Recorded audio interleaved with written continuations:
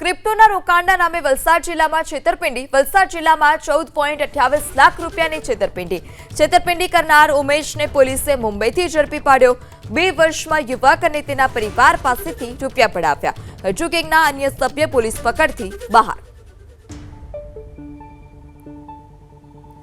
ત્યારે છેતરપિંડી કરનાર ઉમેશને પોલીસે ઝડપી પાડ્યો છે. 2 વર્ષમાં યુવક અને તેના પરિવાર પાસેથી રૂપિયા પડાવ્યા છે. હજુ પણ આ ગેંગ છે તેના અન્ય સભ્ય પોલીસ પકડથી બહાર છે. અન્ય સભ્યોને પકડવા માટે પોલીસે તજવીજ હાથ ધરી.